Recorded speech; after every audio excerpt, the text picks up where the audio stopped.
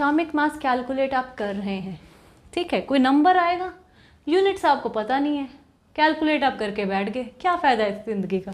Next will be talking about the units in which we measure the mass of an atom, atomic mass unit,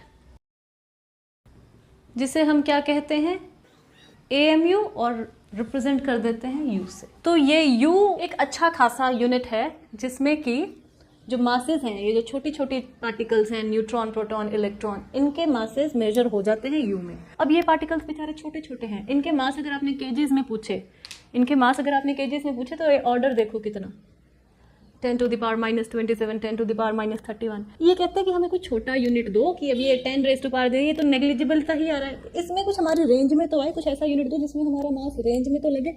तो इन्होंने atomic mass unit दे दिए, इसमें ये अच्छे लग रहे हैं, फिर भी अच्छे लग रहे हैं। देखो ये ऑर्डर कितना वेरी कर गया, ये ऐसा लग रहा है कि केजी यूनिट इनके लिए नहीं बना, जबरदस्ती इनका मास इसमें लिख दिया गया, इनके लिए ये यूनिट ठीक लग रहे हैं, U/MeV/c², ये ठीक ठाक लग रहे हैं, बिकॉज बेचारे बहुत ही ज़्यादा छोटे छोटे से हैं, क्या ही इनका आएगा मास केजी में। अब मास के इतने बड़े यूनिट के बारे में बात कर रहे हो, एटम आप एक उठा लाए, ऐसे थोड़ी होता है, बहुत ही हल्की सी चीज़ का एक ऐसे यूनिट में मास मेजर करना है जो कि बहुत बड़ा है। तो मैं कह रही हूँ कि कम से कम 1 मोल ऑफ सच एटम्स तो लेके आओ, तो मैंने 1 मोल ऑफ 12 कार्बन एटम्स ले लिए।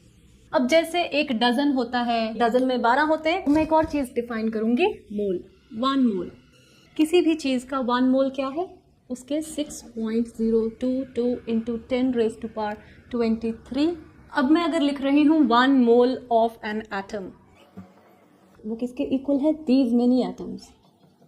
ये चीज़ कैसे है कि 1 डजन इज इक्वल टू 12। अगर 1 डजन मुझे केले लेने हैं तो उसमें 12 केले ही आएंगे। जिसका डजन ले रहे हो, बनानास का डजन ले रहे हो तो ये 12 बनानास, डजन ऑफ ऑरेंजेस ले रहे हो तो ये 12 ऑरेंजेस, ये और ये सेम है, ठीक है। The mass of 1 mole of 12C atom is equal to 12 grams. अब यहाँ पे भी 12 आ रहा है, यहाँ पे भी 12 आ रहा है, पर ये एक एटम का मास है U में, और ये क्या है, 1 मोल ऑफ कार्बन एटम्स का मास है ग्राम्स में। ये यूनिट भी बड़ा है मास मेजर करने के लिए, और इसमें जो नंबर ऑफ एंटिटीज ली हैं, जो इसमें नंबर ऑफ एटम्स हैं, वो भी बहुत बड़े हैं। 1 मोल में इतने नंबर ऑफ एटम्स हैं, दोनों में बहुत डिफरेंस है। ये कार्बन का 1 एटम है, ये कार्बन का 1 मोल है जिसमें इतने नंबर ऑफ एटम्स हैं। ये यूनिट बहुत छोटा है, ये यूनिट बहुत बड़ा है।